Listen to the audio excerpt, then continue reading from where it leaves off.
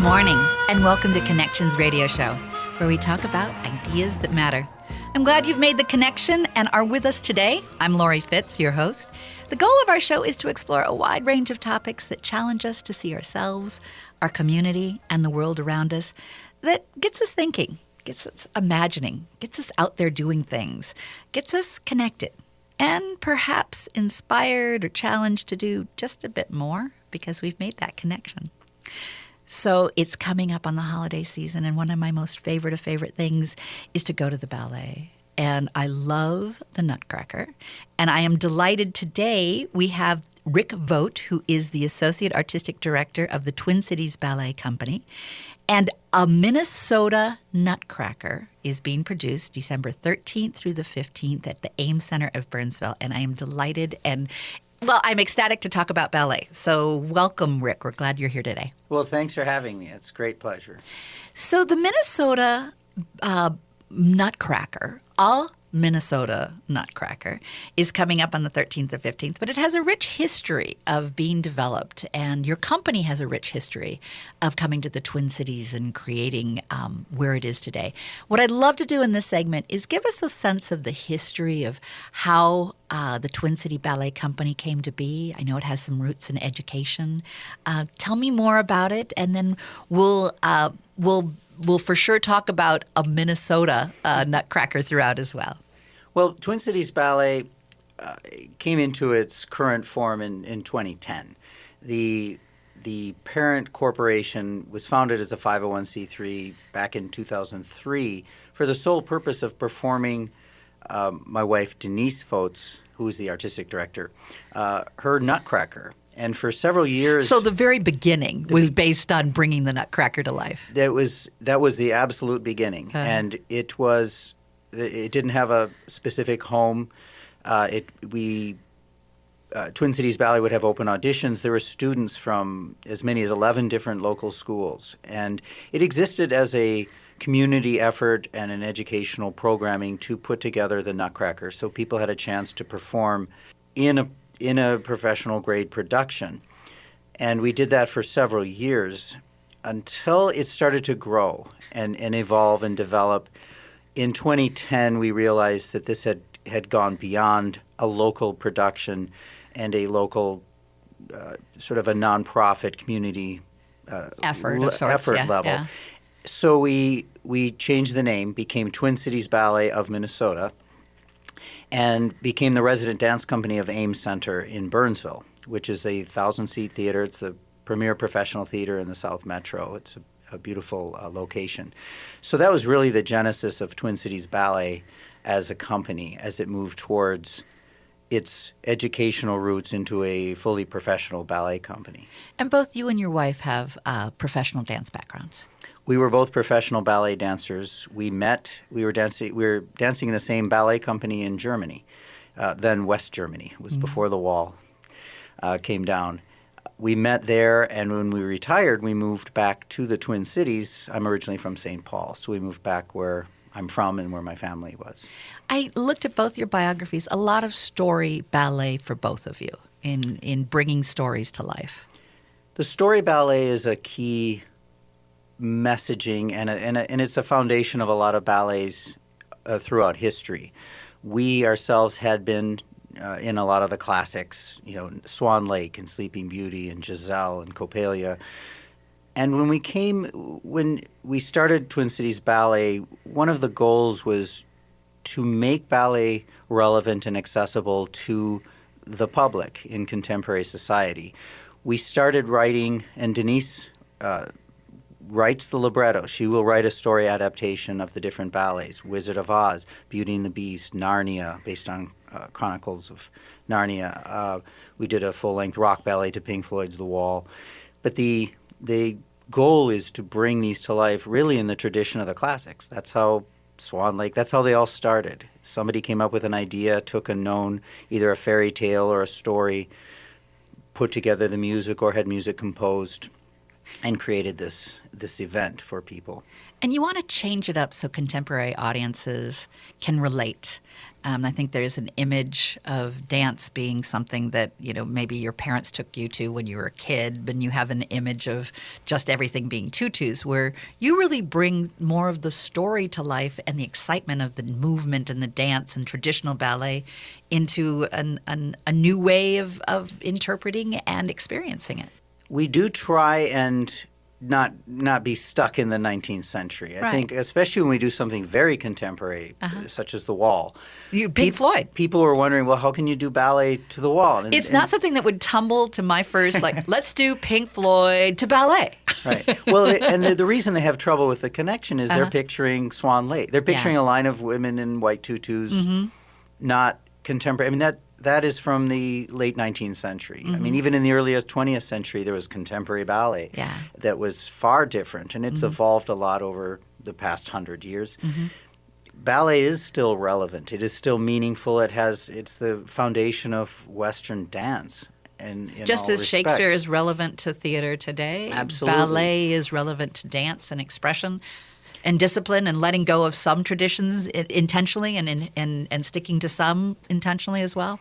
And taking the movement, taking the storylines, so you can view it through the prism of contemporary life and still resonate with you. The themes that make these classics classic are still there, and they're still with us.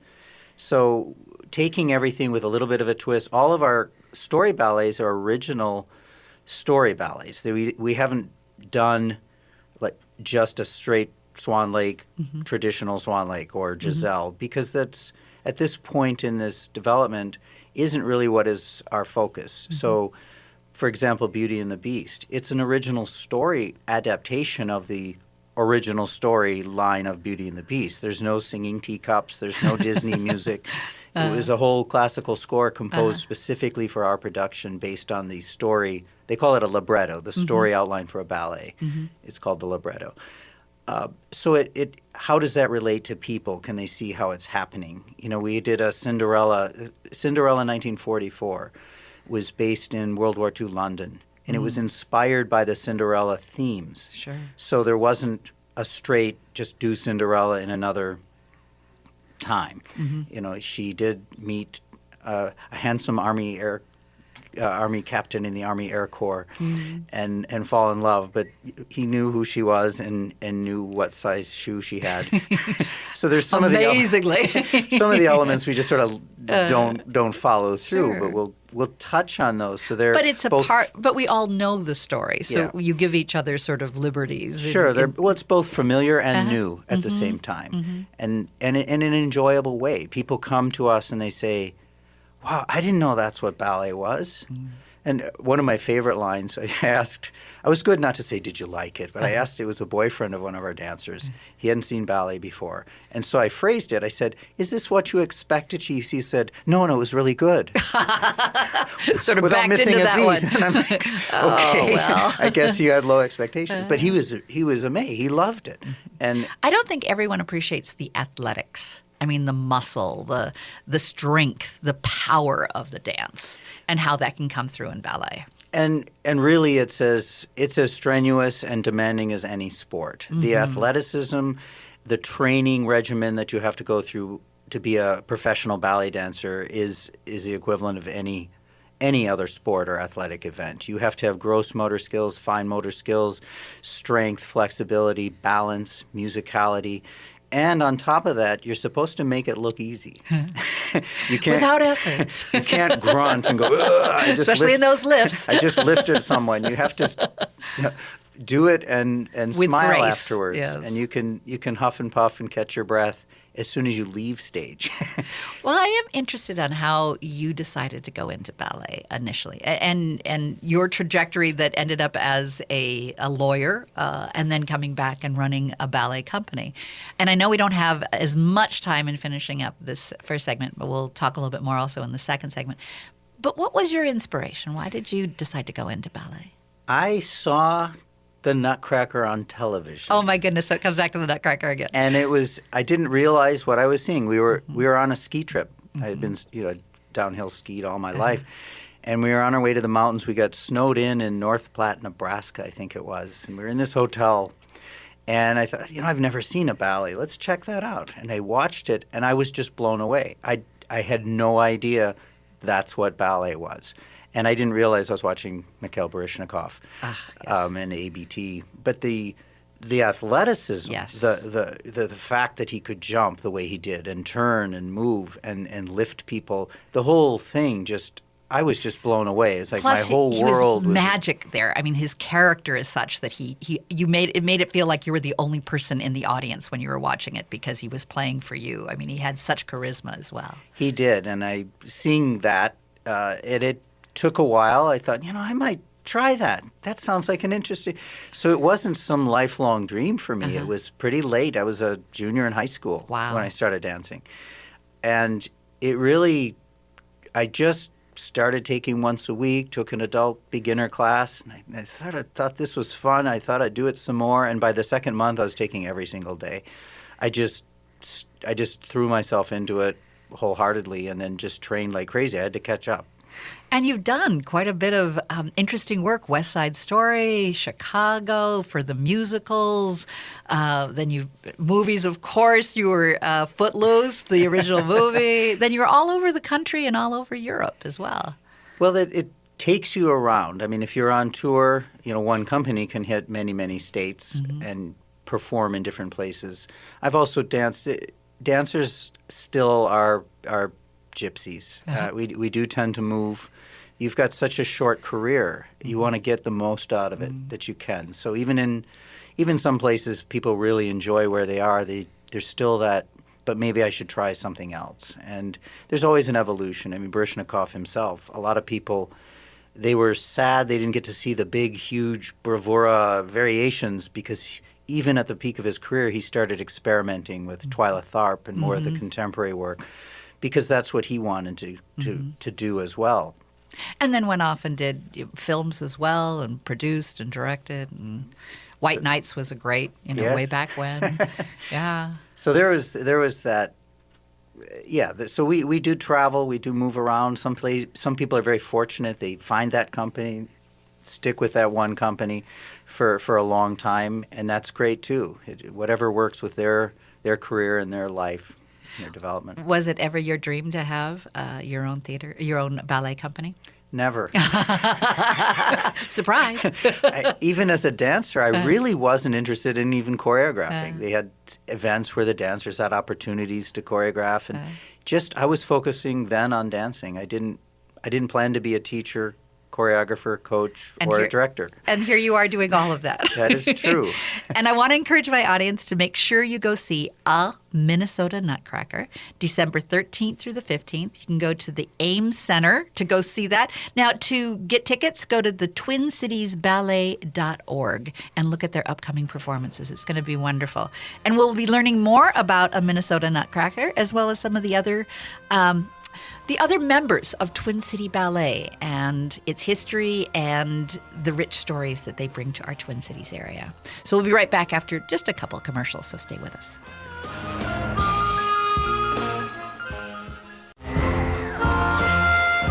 Welcome back to Connections Radio Show, where we talk about ideas that matter. I'm Lori Fitz, your host. We're talking about A Minnesota Nutcracker, taking place December 13th through the 15th at the Ames Center in Burnsville. And we have Rick Vogt, who is the Associate Artistic Director of Twin Cities Ballet, a wonderful company that has a rich history of education, and its heart has started from and keeps continuing the delightful Nutcracker.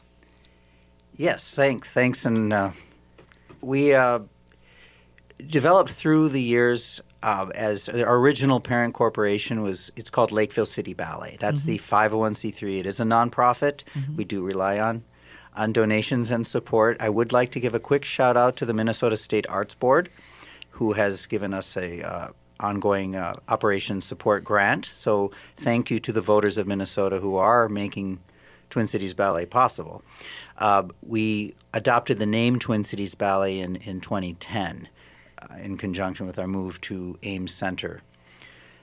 And the overview says here that you're a nonprofit professional dance company that creates original, full-length and shorter story ballets, a rare and nearly lost art, as well as more abstract contemporary ballet-based works. And you're considered an emerging gem. I think you're already a gem. I don't think you're emerging at all. But you have built really a good financial following, and you've got some national recognition for your creative works.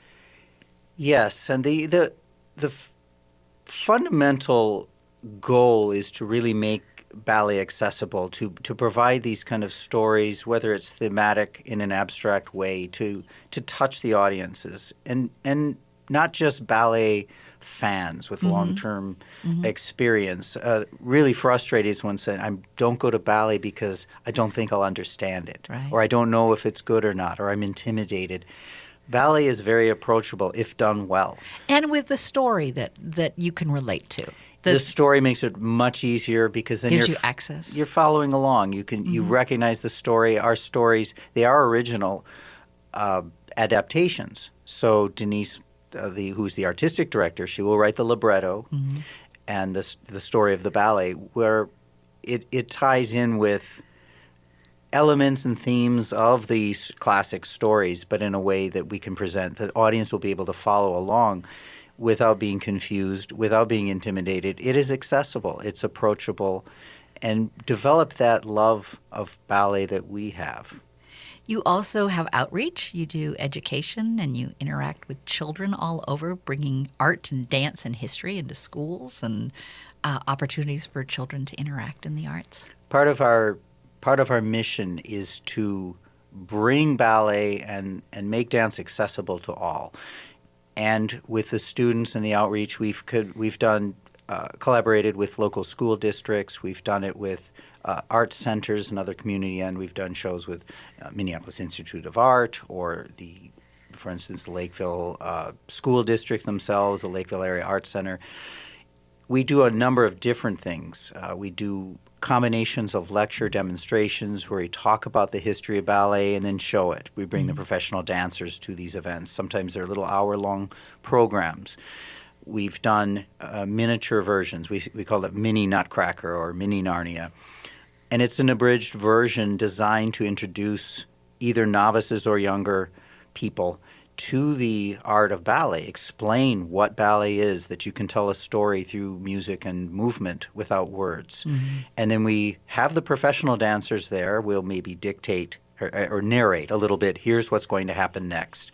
And then we'll show excerpts of the actual performances, but without the full sets, costumes, backdrops, etc. Now, the very first Nutcracker that was put on, your wife, Denise, put that on originally? The original basis was a school show, and it was she was teaching in a local school and decided that there was no kind of Christmas event or recital, that maybe they should do some excerpts of the Nutcracker that became a full-length Nutcracker. But it was a school performance. It was designed for the students to have opportunities. And for several years, and this is back in the 90s, before Twin Cities Ballet was founded, sometimes they'd hire in a couple professionals just to upgrade it, but that was really the purpose. Then the 501c3, the nonprofit, was founded in 2003. Following the 2002 shows, we realized in order to continue this and develop and give the opportunity, we needed to be able to have a structure, a funding source. And so that's when what was then Lakeville City Ballet, which then became Twin Cities Ballet, they are the same. If anyone's looking it up and you see Lakeville City Ballet, that is the same entity. And then that developed over years, for about 6 years, performing essentially just the Nutcracker and educational outreach programs. And each year doing it just a little bit better. Every year, and that's part of maybe it's our own artistic creativity or our perfectionism. Every year, both before and after we became Twin Cities Ballet, the Nutcracker has always evolved. People who see it year after year will always see something new. There's new choreography, there's different things added. It might be sets or costumes or an elaboration of a scene. But we're always tweaking it, improving it, substituting something superior for something before. Now, you mentioned in our last segment that you met your wife in Germany when you were both there, in West Germany at that point before the wall. She's originally from London. She's from London, and we met in Germany. We were dancing in the same ballet company in Kiel, West Germany. We were both in Germany for a number of years. We got married while we were still dancing in Germany. And then when we moved back, we relocated to Minnesota, to the Twin Cities, because that's where I'm originally from, St. Paul. And I think back to also in the last segment, you're talking about the 1944 Cinderella. I mean, it has an international flavor to it. And that really was a wonderful project. She probably spent 2 years researching, looking into, interviewing people in London, people who had lived through the war and the Blitz. There was a huge educational component for the students. They made their own gas mask boxes, just the way they did from a pattern we had from World War II. Sure. And they took on English names as their characters, even though they were just the masses. So they really learned a lot just from a history standpoint, as did we all, trying to adapt the story, how this would work, how we can fit it in. You know, and it touches on the Cinderella themes. Her parents were killed in an attack, in a blitz, and then she was sent off to the country as an evacuee to live with her aunt and two cousins. So that's sort of the stepmother. Sure.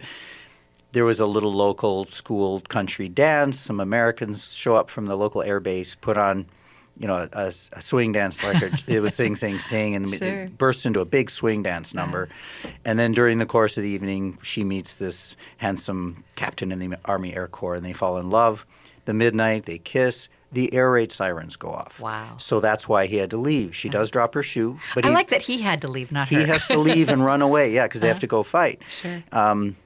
And he did pick up her shoe, but he knows it's her shoe, and he knows who she is and what she looks like. But what happens then is 8 months go by, and it stops. And there's a little newsreel rolls down, an old 1940s, you know, VE Day, and the war is over, and they show her all by herself, just kind of reminiscing, scrubbing the floor. He comes back for her after the war. How wonderful! And so it has a really good emotional resonance on those themes. And what I love when you're telling me this story is it innovates the story as well as the dance. And so it's all about creating a contemporary access and innovation. But it may reflect history. It may reflect all kinds of things that are opportunities for us to continue to learn through art. And it's all it's the framework and the structure within which we tell the story, and more importantly, convey the emotions. Well, in our next segment, we're going to be talking more about a Minnesota Nutcracker and how some Minnesota scenes are going to be cropping up and innovating the Nutcracker. I highly encourage our audience to buy tickets to go see a Minnesota Nutcracker. That's December 13th through the 15th. It is in Burnsville at the Ames Center.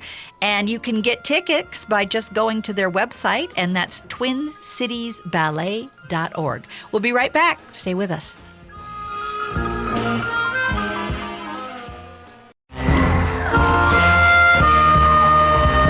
Welcome back to Connections Radio Show. I'm your host, Lori Fitz, and we're talking ballet. I don't know if you had a chance as a kid to go see the Nutcracker, but I was very blessed and had a chance. And even before I went to the Nutcracker, my parents bought me a record that on one side was the Nutcracker, the story and the music, and on the other side was Peter and the Wolf.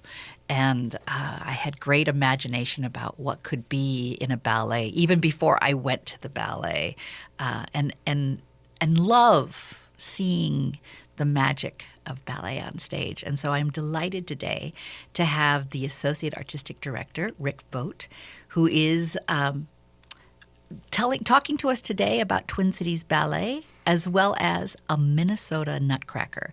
A Minnesota Nutcracker does take place December 13th through the 15th at the Ames Center in Burnsville. And to get to their website, just go to twincitiesballet.org, and you can read about the Minnesota Nutcracker as well as buy tickets. So let's talk about a Minnesota Nutcracker. How does this show pay homage to Minnesota, and in particular Twin Cities? A Minnesota Nutcracker is is essentially it's a traditional Nutcracker with a Minnesota twist, is how we phrase it. Looking at the plethora of nutcrackers that exist, it seems like every company and every little school now is doing some kind of nutcracker.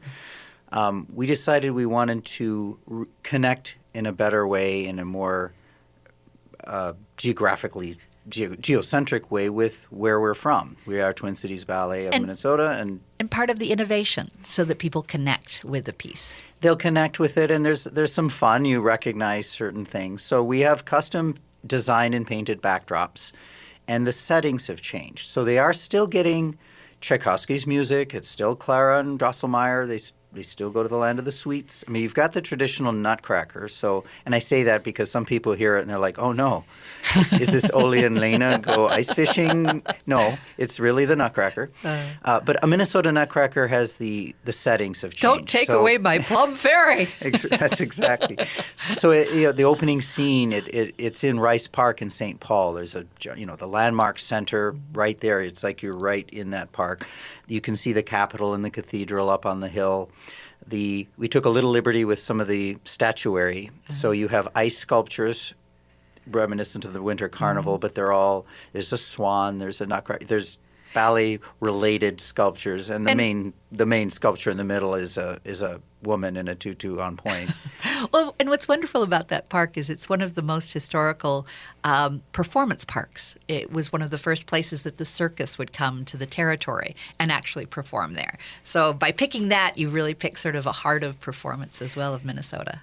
And it seems like a very, when just looking at what are on the Twin Cities is that identifiable, that you can kind of get three landmarks in one little scene, in one painting.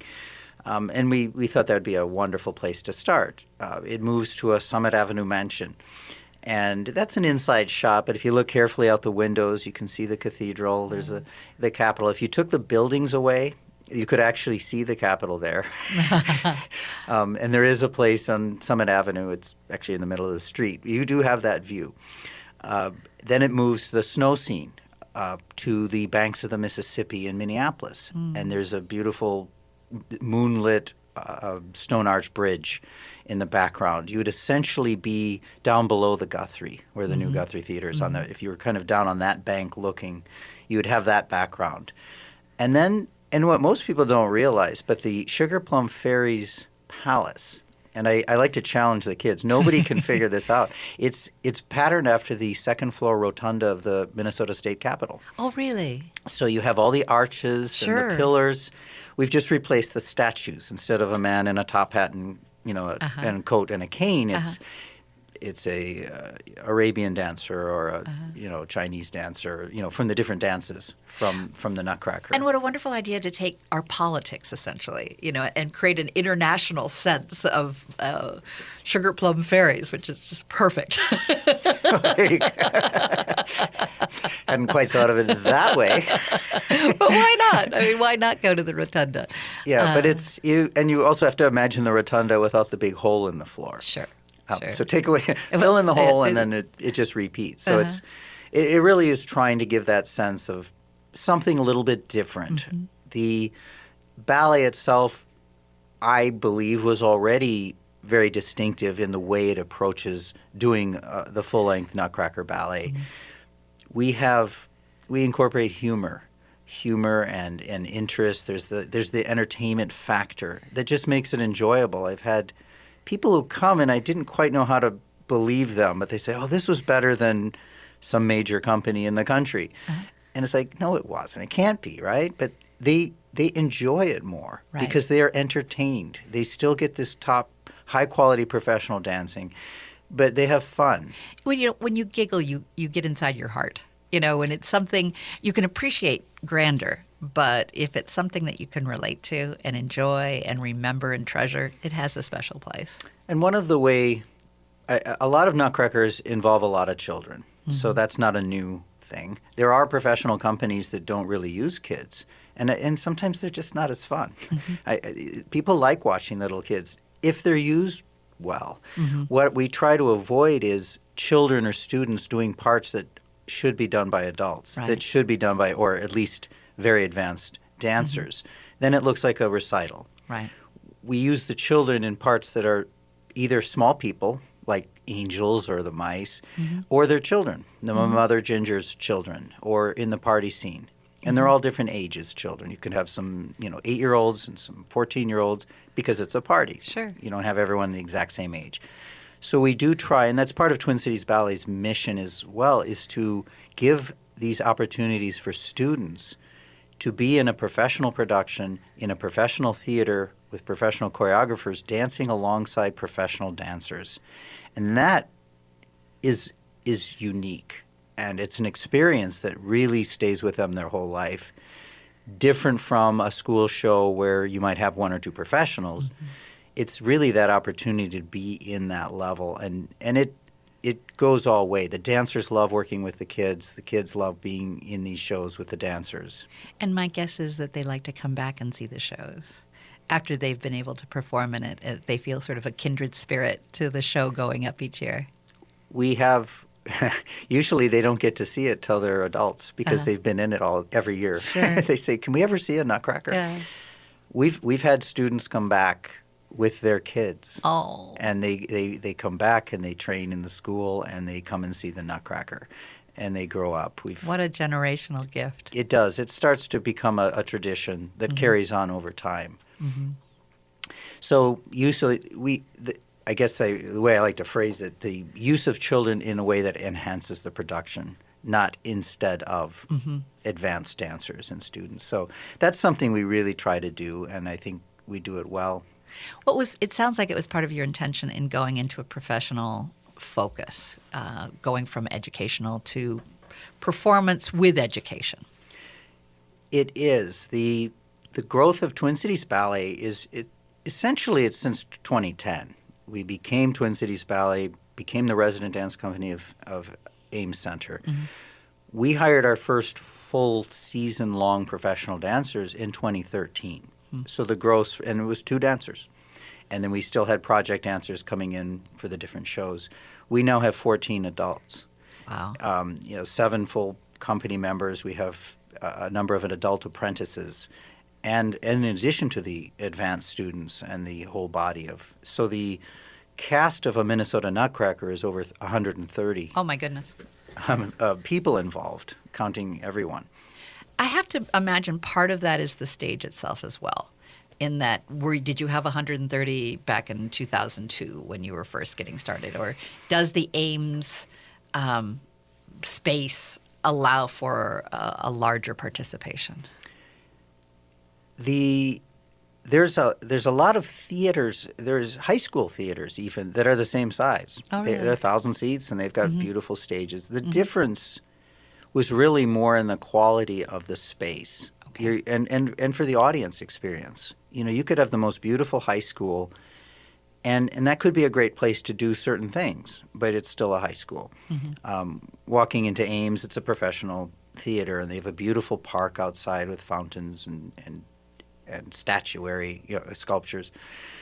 And the technology, I'm sure, of all of what's available in the technology theater is up, yeah. But I think the growth was more due to the interest and the expansion and growth of the company itself than the space. Although it is very accessible. I mean, Ames Center it's 15 minutes south of Minneapolis. It's right off of 35W. It's easier to get to Ames Center from South Minneapolis than to go downtown Minneapolis. And it has free parking. I mean, it's bang. 20 minutes from St. Paul. It's just right there. It's very, I think a lot of people think Burnsville, where's that? Sure. Lakeville, Burnsville, that's an hour drive through cows or something.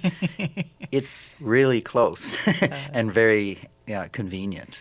Would you say that there's something special about this production that you'd like to share with the audience that's maybe a little different than last year or the years before? Each year we expand and adapt depending on who we have. And as we look, maybe we've seen a scene for several years. There's sometimes it's not noticeable. Sometimes it's very clear. We might have new costumes for something. Or 3 years ago, we choreographed the Arabian dance because we had professional dancers and put a partnering up out of it. This year, there's been there's been re-choreographed sections that most people won't notice unless they've seen it. The scene where Clara and the Nutcracker before the snow scene has suddenly become almost a full pas de deux. There's a lot of overhead lifts and big turns, and it's developed from a transition to quite a strong piece on piece yeah. as still fitting within the story. So a lot of the changes and adaptations aren't noticeable as a separate brand new thing. Like, hey, we have a new throne, or something that everyone can say, ooh, I like the new throne. Usually people come and they don't necessarily know why it was better. One of my favorite compliments was a professional musician had played with the Minnesota Orchestra. He came and he said, I've just been trying to figure out where you cut the music. I said, well, what are you talking about? He goes, well, because how did you make it shorter? I couldn't figure out what you did. And I said, we didn't cut a note. It's the full thing. And he said, wow, it went by so fast. That magical. And I thought that was, and he had seen a lot of Nutcrackers. And he was dating a ballet dancer. Anyway, it's fun. I think it's it's something that you can bring your family. You can bring friends. It's just it has that. It is part of the holidays. It is part of the tradition.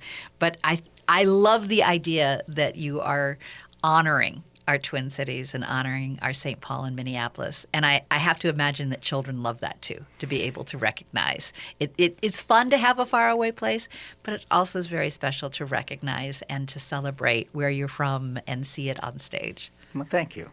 We try. So for the audience wanting to see this, and I know I'm going to go see it, it's a Minnesota Nutcracker Ballet, December 13th through the 15th. You can go to website by going to twincitiesballet.org. Buy your tickets there. Get them now. It might just sell out, so get them ahead of time. And I'll look forward to seeing you there. And stay with us. We have one more segment that we'll be talking about a Minnesota Nutcracker.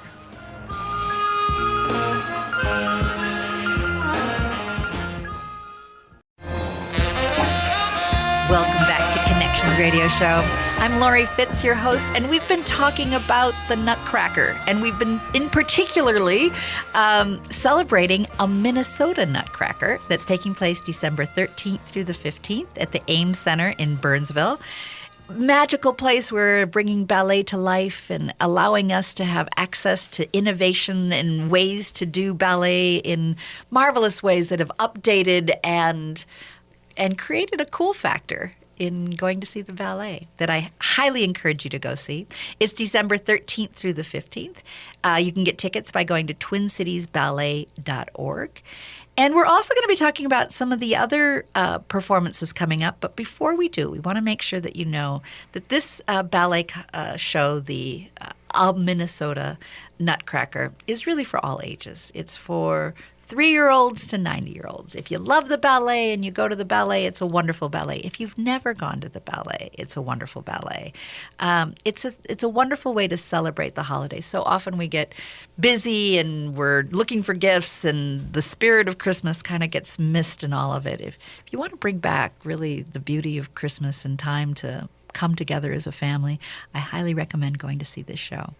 And Rick Vogt, who is the Associate Artistic Director, is here today to talk to us about a Minnesota Nutcracker, as well as their other shows coming up.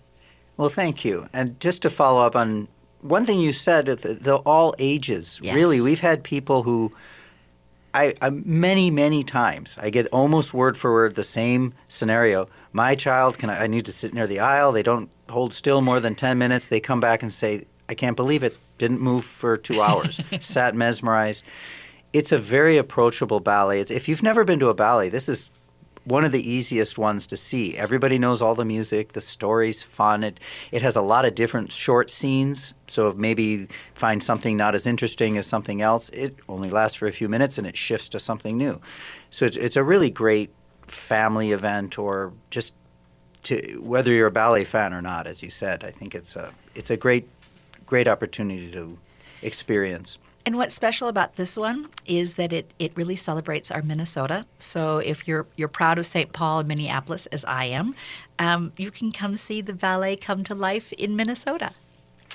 And this is, Yeah, and we've done this every year, so I encourage people to come. We have other shows coming up as well. All of our shows, we attempt to make it so they resonate in some way, intellectually, emotionally, through the pure joy of dance. Some of our programs are more abstract. We might delve into much more details. We did a piece inspired by The Handmaid's Tale that was quite dark and intense, or a new rendition of A Firebird, where instead of the misogynistic hunter captures the woman, and it's how would you react if you met a, anthropomorphic bird? You might be a little bit frightened yourself. I think I might be. So those type of things. We have a brand new ballet, The Ruby Slippers, a Wizard of Oz ballet. That looks just charming as all get out. Seeing the ruby slippers on a ballet dancer, I thought was magical. And that's very fun. Again, it's an original adaptation of the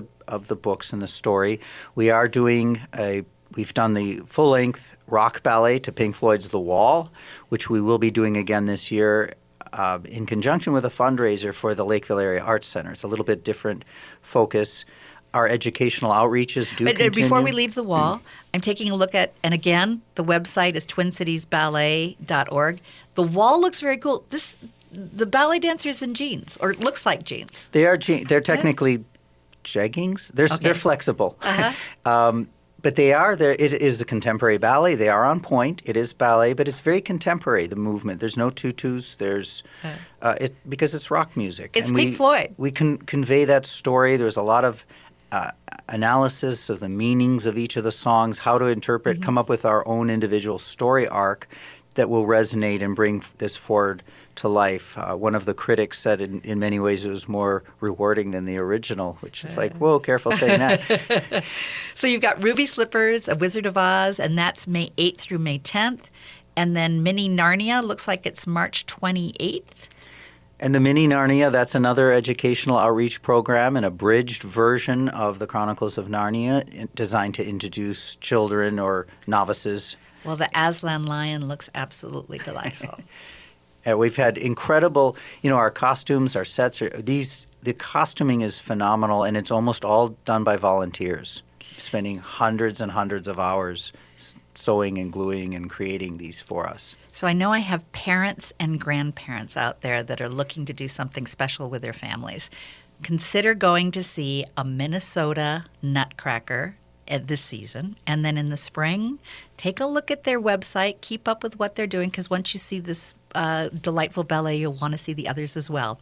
So make sure you go to their website, and that's twincitiesballet.org, and check out a Minnesota Nutcracker. We're so glad you were here today to talk to us about the ballet and about what you're bringing to the Twin Cities. Well, thank you very much. Your international dance troupe. You're at least folks from all over the country, which is great to have. All our dancers from all over the country have moved here to dance with us. To celebrate Minnesota. That's right.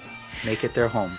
So make sure you go. I'll be sure to look for you at the Minnesota Nutcracker, December 13th through the 15th, Ames Center, Burnsville. It's just 15 minutes from the Twin Cities. Don't miss it. And we'll be looking for you.